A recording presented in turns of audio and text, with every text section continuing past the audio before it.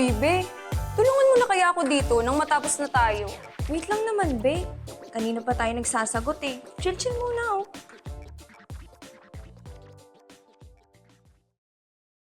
Ay, ang pogi talaga ng bebe ko. Nangangarap na naman to.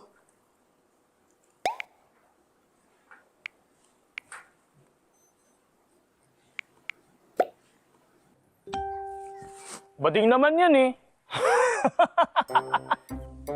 Oo nga, bakla yan. Tingnan mo nga oh, kapalang makeup, kulay pink pa ang buhok. Aba, hinahamon ako nitong mga to, ah. Excuse me? Sinong bading? Eh, mas lalaki pa yan sa inyo.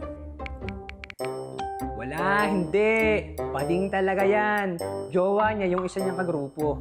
Tingnan mo naman oh, may lalaki bang malambing sa kapwa niya lalaki? Granting na bading sila. Anong problema doon? Palibhasa, mga homophobic kayo. Bading, bading, bading! Bayot! Mga insecure lang kayo. Kasi, maraming nagkaka-crush sa kanila kahit feminine looking sila. Di hamak na mas pogi sila sa inyo, no? Tingnan yung mga dipe nyo. Tingnan mo yung isa dyan. Mukhang besugo. Bakit naman personal kayo? Yung mga idol niya lang naman tinitira namin ah. Oo nga. Ang tatapang niyo ah. Umayos kayo. Alam ko mga bahay niyo. Alam ko kung saan tumatambay ang mga yan. Talagang sumusobra na tong mga to, ha? Uy, Ariana. Napapalo ka dyan. Ito kasing mga nagko-comment na to, sinasabihang bading yung bebe ko. Tapos ngayon, sila pang may lakas ng loob na magbanta.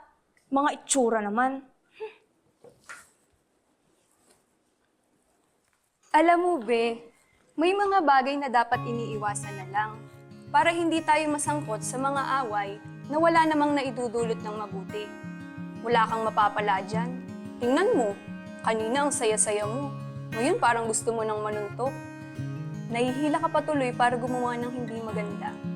Isa pa, hindi ka nga kilala yung mga ipinagtatanggol mo. Hindi mo rin kilalang personal yung mga kasagutan mo. Nagkakaroon ka lang tuloy ng kaaway. Yung mga ganyan, hindi na dapat pinapatulan. Kapag may nag-comment, huwag mo na lang pansinin para iwas gulo. Kalma ka na, be, okay? Oo nga, be. Dapat nga pala, una pa lang, iniwasan ko na. Para hindi na ako nasali sa gulo. Buti pa, tapusin na natin tong assignment na to. Libre na lang kita ng cold drinks para lumamig ulo mo. Uy, kalmado na ako, be. Pero gusto ko yan. Sige. At ang mga nagsisigamit ng sanglibutan ay maging tulad sa hindi nangagpapakalabis ng paggamit, sapagkat ang kaasalan ng sanglibutang ito ay lumilipas. Unang Korinto 7:31